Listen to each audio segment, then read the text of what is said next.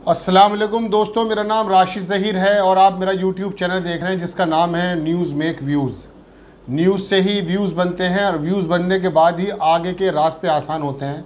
जब ख्याल खुल जाते हैं तो रास्ते भी खुल जाते हैं, इसलिए इस चैनल का नाम रखा गया था न्यूज़ मेक व्यूज़। बहरहाल एक ख्याल आपको ये बताना था कि उत्तर प्रदेश में जो सरकार चल रही है इस वक्त भारतीय जनता पार्टी की, और योगी आदित्यनाथ उसका प्रतिनिधित्व कर रहे हैं, कुछ दिनों से इस सरकार ने कैसा रूप ले लिया है।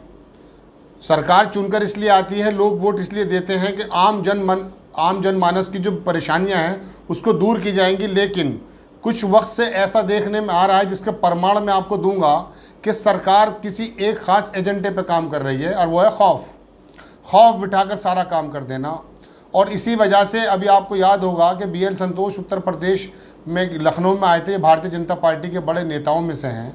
उनमें से भारतीय जनता पार्टी के बहुत सारे नेताओं ने ये शिकायत की कि पुलिस भी हमारी नहीं सुन रही है, और बहुत से लोगों ने योगी आदित्यनाथ के लिए एक लेटर भी लिख कर दिया। हालांकि उस लेटर को फिर बाद में बताया गया कि वो राज्यपाल को दिखाया नहीं दिखाया, वो बहरहाल दूसरी बात है। लेकिन भारतीय जनता पार्टी के नेताओं ने भी इस बात का संतोष जाहिर किया कि हमारी बात प्रशासन के लोग नहीं सुन रहे, और ऐसा हो भी रहा है।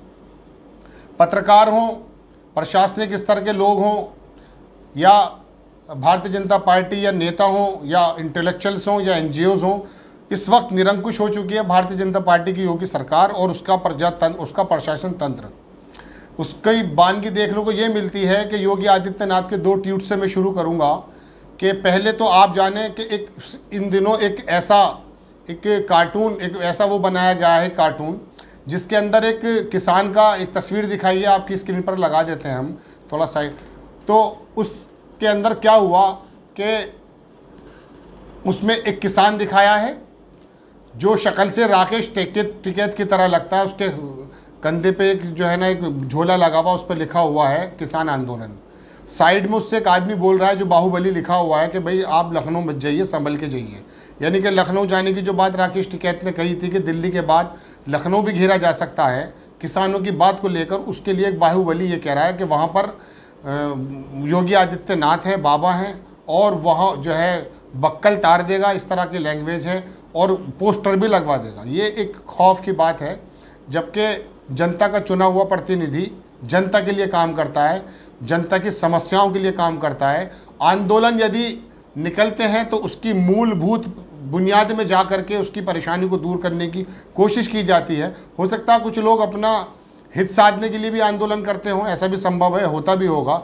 लेकिन किसान जो पूरे देश का, पूरे उत्तर प्रदेश का इस वक्त बॉर्डर पे बैठा और 8 महीने से ज़्यादा उसको हो गए हैं, उसकी परेशानी को लेके कि कार्टून बनाया गया और योगी आदित्यनाथ को बताया गया कि वो बक्कल तार देता है। ये बक्कल शब्द बेसिकली राकेश टिकैत कई बार बोल चुके हैं। उसी की बात को लेकर के उत्तर प्रदेश भारतीय जनता पार्टी के ट्विटर हैंडल पर, ये ट्विटर ने सोशल मीडिया का जो हैंडल है उस पर यह कार्टून लगाया गया है। साफ जाहिर है कि योगी भारतीय जनता पार्टी ने लगाया तो सरकार की बात होगी। अब सरकार किस तरह की बात करके बक्कल तार दे? संविधान में वो कौन सी धारा है जिसके मुताबिक बक्कल उतारे जाते हों? भाई सज़ा की तो बात समझ में आती है, एनकाउंटर की बात समझ में आती है, लेकिन बक्कल तारना का कौन सी संविधान की धारा के अंदर ये बात लिखी है कि फला धारा के अंदर बक्कल तार दिए जाते हैं और फला धारा के अंदर बोर्ड लगा दिए जाते हैं?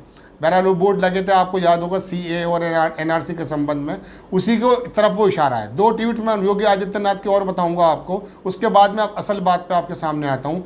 एक में लिखा ये था कि दंगा वो करें जिनको अपनी सरकार, अपनी ज़मीन, अपनी संपत्ति जब्त करवानी हो। दंगा करने वालों के खिलाफ मायावती जी ने भी काम किया है, कल्याण सिंह ने भी काम किया है। हाँ, इसमें कोई दो राय नहीं कि समाजवादी के टाइम में इतना काम नहीं हुआ, लेकिन फिलहाल के जो रिकॉर्ड्स हैं वो समाजवादी से कोई ज़्यादा कम नहीं है। आज भी इतना ही अपराध है जितना कि समाजवादी वाली गवर्नमेंट में हुआ करता था। ये अपराध कम नहीं हुआ, लेकिन सब अपराधियों से सख्ती से निमटने का काम मायावती जी ने भी किया था, और पहले कल्याण सिंह की सरकार है उसने भी काफ़ी बदमाशों का एनकाउंटर किया था, और योगी आदित्यनाथ की सरकार भी इस काम को कर रही है। तो उन्होंने कहा कि सरकारी संपत्ति जब्त, वो दुबे की जो संपत्ति जब्त हो गई थी, ये भी एक कानून के मुताबिक कहाँ तक उचित है, इसके बारे में बहुत चर्चा हो चुकी है। लेकिन योगी आदित्यनाथ ने कहा कि अगर अपनी ज़मीन जब्त करानी हो तो दंगा करने की सोच है। बहरहाल वो कौन सी कानून की धारा के अंतर्गत ये बात कह रहे हैं, इसके बारे में विशेषज्ञ बता सकते हैं। दूसरी बात उन्होंने कही कि जेलें खाली हैं, आप अगर कुछ काम करने की सोचते हो तो हमने जेलें खाली करा रखी हैं। यानी कि दंगाइयों को, उपद्रवियों को इस तरह के संदेश हैं, तो जेलें आपने खाली कैसे करा दी? जेलें आप खाली कैसे करा सकते हैं? वो एक न्यायिक प्रक्रिया है कि किसको कितने दिन तक जेल में रहना है, किसको कितने दिन बाहर आना है। इसको आप जेल कैसे ख़त्म, मतलब आगे आने वाले लोगों को भरने के लिए पिछले लोगों को आपने बिल्कुल बेगुनाह मानते हुए छोड़ दिया, जो लोग सज़ा काट रहे हैं। तो इससे सरकार की मंशा जाहिर होती है कि सरकार एक मुख्यमंत्री चला रहा है, या एक गवर्नर चला रहा है, या कोई डिक्टेटर चला रहा है, या बाहर के अंग्रेज़ चला रहे हैं। ये टाइम तो हम सुना करते थे कि अंग्रेज़ों के वक्त में होता था, और सन 75 की इमरजेंसी के बारे में हम सुनते थे। लेकिन ये जो माहौल पूरे देश के अंदर हो चुका है कि कोई पत्रकार अगर बात कहता है तो उसे जेल में डाल दिया जाता है, कोई एनजीओ अगर बात करती है या आंदोलन चलता है तो उस पर लाठी बरसवा दी जाती है, या उसके बारे में कार्टून बना दिया जाता है कि लखनऊ संभल के जाइए। तो लखनऊ तो देश से बाहर है नहीं, पाकिस्तान में तो है नहीं लखनऊ, वो भी दिल्ली में है। दिल्ली के बॉर्डर पे उत्तर प्रदेश में बैठे हैं, लखनऊ अलग चीज़ थोड़ी ना है। लखनऊ के लोग जब बैठ करके यहाँ पर हुकूमत करते हैं पूरे प्रदेश में, और आखिरी सीमा पे जो हरियाणा से पंजाब से लगती है, तो लखनऊ भी तो इसी प्रदेश की एक सीमा है। लखनऊ भी तो हमारी राजधानी है, वहाँ क्यों नहीं जा सकता आंदोलनकारी? हाँ, तरीका गलत हो सकता है, उसके बारे में लॉ एंड ऑर्डर एक अलग चीज़ है।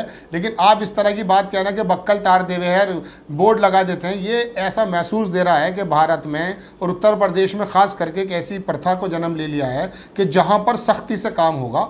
और सख्ती का अंदाज़ा भी देखने को आपको मिला होगा कि ज़िला पंचायत में और ब्लॉक प्रमुख पंचायत में हुआ यूँ है कि जो भारतीय जनता पार्टी के अगर किसी ज़िला पंचायत में 2 सदस्य आए हैं, वहाँ पर भी अध्यक्ष इनका बन गया है। जनरली ऐसा होता है कि सरकारों का इन्फ्लुएंस होता है, लेकिन पहली बार ऐसा हुआ है कि इन इलेक्शन के वक्त में सरकारी तंत्र ने जिस तरह से प्रत्याशियों को, जो विपक्ष के प्रत्याशी थे, उनके खिलाफ क्या क्या काम किए, लंबी बात हो जाएगी, आप जाकर गूगल पे ढूंढ सकते हैं। ज़बरदस्ती भारतीय जनता पार्टी के जिला अध्यक्ष और ब्लॉक प्रमुख बनवा दिए गए हैं। बहुत जगह से रिपोर्ट है, हम पहले आपको दूसरे चैनल के माध्यम से बता चुके हैं। तो प्रदेश में किस तरह की सरकार चल रही है, जो लोकतंत्र तो लगता नहीं है, अलबत्ता ऐसा लग रहा है कि डर महसूस होने लगा है। हर एक पत्रकार को जेल डाल दिया जाएगा, या उस एनजीओ को ख़त्म कर दिया जाएगा, या पुराने मुकदमे निकाल के झूठे मुकदमे डाल दिए जाएंगे, या कोई भी लूप होल्स हो सकते हैं। देखिए, आंदोलन के अंदर तो अक्सर कोई लूप होल्स होते नहीं है, लेकिन आंदोलन चलाने वाले चूंकि इंसान होते हैं, उनसे कहीं ना कहीं कोई ना कोई गलतियां होती हैं। कभी वो अपने मकान का छज्जा बाहर निकाल देते हैं, कभी उनके घर का पत्थर बाहर आ जाता है, कभी उनकी गाड़ी पकड़ ली जाती है, इंश्योरेंस नहीं होता। इस तरह की बहुत सारी लूप होल्स हो सकते हैं, होनी नहीं चाहिए, लेकिन उन चीज़ों को निकाला जाता है। फिर उस वक्त जब कोई पत्रकार, कोई एनजीओ, कोई नेता ऐसी बात को चलाने की शुरू करता है तो उसकी संपत्ति जब्त करने की बात की जाती है, और कहा ही जाता है कि इसके अंदर नक्शा नहीं था। वो पन्ने पे एक ज़माना हो जाता है, लेकिन जब भी आपके खिलाफ बोलता है तो पता चलता है नक्शा नहीं है। एक कई जगह के ऐसे वो हैं मुझे मुंह पे आ जाते हैं, लेकिन मैं समय की वजह बाध्यता की वजह से नहीं बता रहा। आपसे जो बात करनी वो 1 मिनट में करके मैं ख़त्म करता हूँ। देखिए, कुछ समय बचा है सरकार का, और यकीन मानिए इस बार ये सरकार जाएगी इसलिए क्योंकि ओबीसी जो 32% है, जिसको साधने की कोशिश अमित शाह कर रहे हैं, जो पहले कई इलेक्शन में साध भी चुके हैं, उसके अंदर बड़ी सेंध लगी है अखिलेश यादव की, और मालूम पड़ गया कि लोगों के द्वारा चुनी हुई सरकार कैसे होती है। समाजवादी पार्टी के अंदर नेतागिरी होती है, नेताओं की बात चलती है, लेकिन कम से कम ये पता चलता है कि लोगों के द्वारा चुनी गई सरकार प्रशासन पे और शासन को किस तरह करती है, अधिकारियों को किस तरह से कंट्रोल में लेकर लोगों की भलाई के काम कराती है। ये सरकारों का काम होता है। ऐसा नहीं होता कि तंत्र को अपने हाथ में लेकर के लोगों को डराया धमकाया जाए और बताया जाए कि हम विकास कर रहे हैं, हम शांति व्यवस्था कर रहे हैं, लेकिन दरअसल वो अपनी राजनीति कर रहे होते हैं, जैसा कि इस समय देश में हो रहा है। तो आपको मैं बता दूं कि इस समय चुनाव आने वाले हैं, सेंध लग चुकी ओबीसी में। मुस्लिम समाज कहाँ जाएगा सबको मालूम है, बहुजन समाज कहाँ जाएगा सबको मालूम है, यादव समाज कहाँ जाएगा सबको मालूम है, और हिंदू वोट भी, ये बात बता दूं आपको कि उसके अंदर पंडित वोट भी जो है वो नाराज़ है। तो इस समय ये सरकार के कुछ दिन शेष है, जैसा कि हमें एहसास होता है, जैसा कि हमारा आकलन है। लेकिन अब इस पूरे कुछ वक्त के अंदर एक ऐसे हिंदुत्ववादी बातें चलाई जाएंगी कि मुस्लिम जिहाद हो सकता है, जिहाद हो सकता है, जनसंख्या हो सकती है। तो बहुत ज़्यादा संयम रखने की ज़रूरत है। 4 साल 4.25 साल गुजर चुके हैं, कुछ वक्त और भी गुजर जाएगा, कोई हमेशा के लिए रहता नहीं है।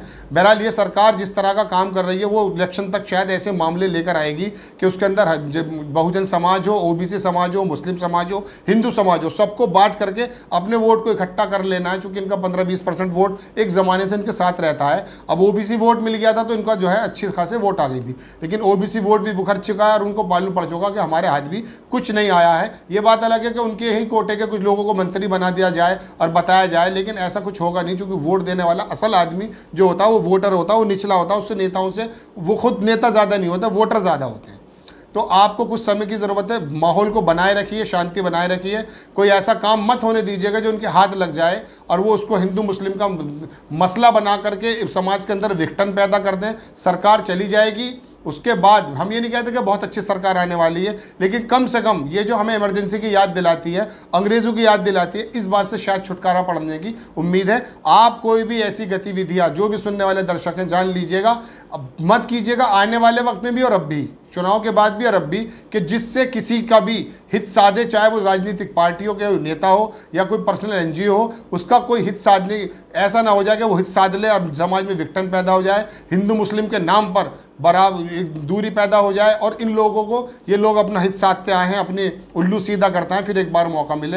यही बात करने के लिए हाजिर हुआ था कि देश के हालात और प्रदेश के हालात इस तरह के चल रहे हैं, जैसा कि मैंने आपको बताया। इस चीज़ के अंदर अगर किसी को कोई एविडेंस चाहिए जो मैंने बोला है, मुझसे डिस्क्रिप्शन में कमेंट बॉक्स में आके बात कर सकता है। एविडेंस के साथ हर एक बात बोली गई है, आपको बता दिया जाएगा। दूसरी बात, एक अपील और करना चाहता हूं कि इस चैनल को सब्सक्राइब कर लीजिए और शेयर भी कर लीजिएगा, ताकि वक्त वक्त पर आप मौके से, माहौल से, मौजूदा वक्त से अवेयर होते रहें। अल्लाह हाफिज़।